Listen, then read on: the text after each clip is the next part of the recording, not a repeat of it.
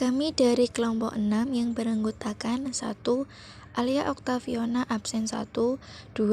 Amelia Nursetiawati absen 2, 3. Della Alicia absen 8, 4. Friska Ramadhani absen 14, 5.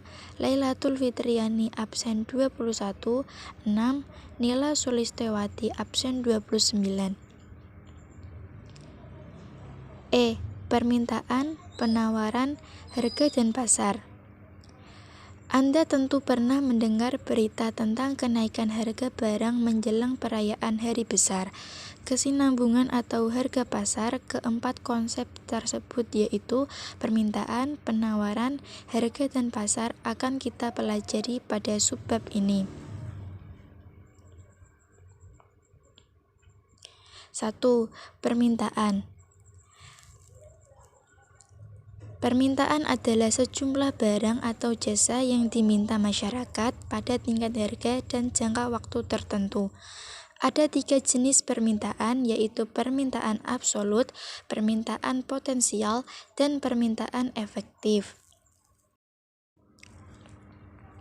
1. Permintaan absolut adalah permintaan yang tidak diimbangi dengan kemampuan untuk membeli. 2. Permintaan potensial adalah permintaan yang didukung oleh kemampuan daya beli. 3. Permintaan efektif adalah permintaan yang didukung oleh kemampuan daya beli. Contohnya, perseorangan dan membeli sepeda motor merek tertentu sesuai dengan uang yang dimiliki. Faktor-faktor yang mempengaruhi permintaan. 1.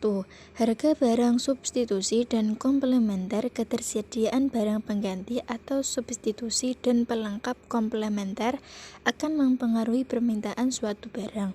2. Pendapatan masyarakat.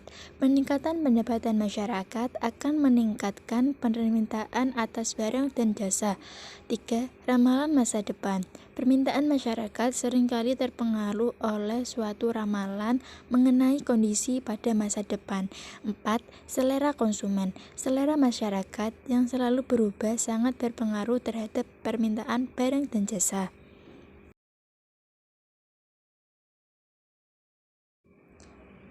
Kurva permintaan. Dalam ilmu ekonomi, setiap kenaikan harga barang akan mengurangi kuantitas permintaan barang. Dengan asumsi faktor yang mempengaruhi permintaan tidak berubah atau ceteris paribus.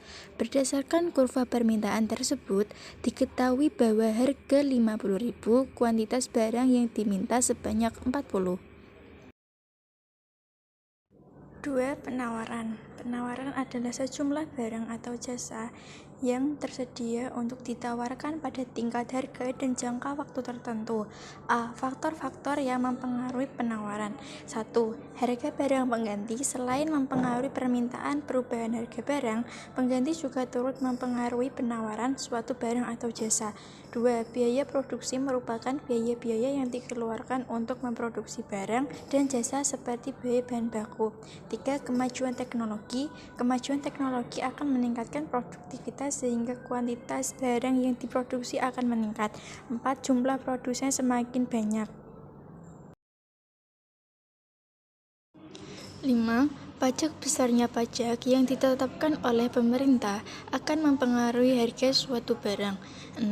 Subsidi merupakan kekebalan dari pajak subsidi yang diberikan pemerintah kepada masyarakat akan menyebabkan biaya produksi menjadi lebih rendah sehingga kuantitas barang yang diproduksi akan meningkat. 7. Perkiraan harga masa depan. Jumlah penawaran juga dipengaruhi oleh prediksi harga pada masa depan. Kurva penawaran. Berdasarkan hukum penawaran, setiap kenaikan harga barang akan bertambah kuantitas barang yang ditawarkan dengan asumsi faktor lain yang mempengaruhi penawaran tidak berubah atau ceteris paribus. Berdasarkan kurva penawaran tersebut, diketahui bahwa harga 50.000, kuantitas periode ditawarkan sebanyak 10. 3. Harga keseimbangan atau harga pasar. Dalam Kamus Besar Bahasa Indonesia atau KBBI, harga didefinisikan sebagai sejumlah uang atau alat tukar lain yang senilai yang harus dibiarkan untuk produksi atau jasa pada waktu tertentu dan pasar tertentu. 4. Pasar. Pasar dapat dideskripsikan dalam arti sempit dan luas. Dalam arti sempit, pasar adalah tempat dilakukannya kegiatan jual beli berbagai macam barang atau jasa untuk keperluan sehari-hari. A. Fungsi pasar. Pasar memiliki 3 fungsi, yaitu fungsi distribusi, pembentukan harga, dan promosi. A. Fungsi distribusi. Sebagai sarana distribusi, pasar berfungsi memperlancar proses penyaluran barang dan jasa dari produsen ke konsumen. B. Fungsi pembentukan harga. Sebagai sarana pembentuk harga, pasar berfungsi membentuk harga kesepakatan antara penjual dan pembeli. C. Fungsi promosi. Sebagai sarana promosi, pasar berfungsi sebagai tempat memperkenalkan dan menginformasikan suatu barang atau jasa. B. Klasifikasi pasar. 1. Berdasarkan wujudnya, pasar dibedakan menjadi pasar konkret atau nyata dan pasar abstrak. A. Pasar konkret atau nyata yaitu pasar yang bentuk fisiknya dapat dilihat secara kasat mata. B. Pasar abstrak yaitu pasar yang bentuk fisiknya tidak dapat dilihat secara fisik. 2. Berdasarkan jenis barangnya, pasar dibedakan menjadi pasar barang konsumsi dan barang produksi. A. Pasar barang konsumsi yaitu pasar yang memperjualbelikan berbagai barang guna memenuhi kebutuhan konsumsi. B. Pasar barang produksi yaitu pasar yang menyediakan faktor-faktor produksi. 3. Berdasarkan luas jangkauan atau distribusinya, pasar dibedakan menjadi pasar lokal nasional, regional, dan internasional. A. Pasar lokal, yaitu transaksi jual-beli yang terjadi di sekitar daerah atau wilayah barang tersebut dihasilkan. B. Pasar nasional, yaitu transaksi jual-beli yang terjadi di dalam suatu negara. C. Pasar regional, yaitu transaksi jual-beli yang terjadi di beberapa negara. D. Pasar internasional, yaitu transaksi jual-beli yang terjadi di antara berbagai negara di seluruh dunia.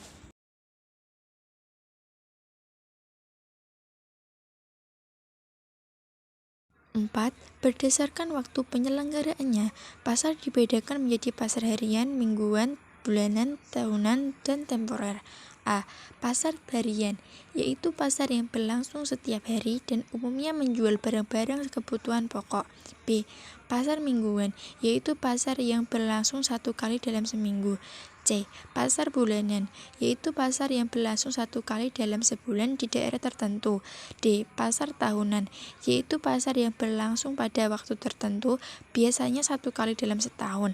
E. Pasar temporer, yaitu pasar yang diselenggarakan pada waktu tertentu secara tidak rutin guna merayakan peristiwa tertentu. 5. Berdasarkan transaksinya, pasar dibedakan menjadi pasar tradisional dan pasar modern. A. Pasar tradisional yaitu tempat para pembeli dan penjual dapat tawar-menawar secara langsung. B. Pasar modern yaitu tempat diperjualbelikan berbagai macam barang yang harganya sudah tidak dapat tawar. 6. Berdasarkan jenis dagangannya, pasar dibedakan menjadi pasar umum, khusus, dan pasar tempel. A. Pasar umum, yaitu pasar yang memperjualbelikan beragam barang dengan perincian sebagai berikut. 1. Golongan A, yaitu batu mulia, logam mulia, permata, dan tekstil. 2.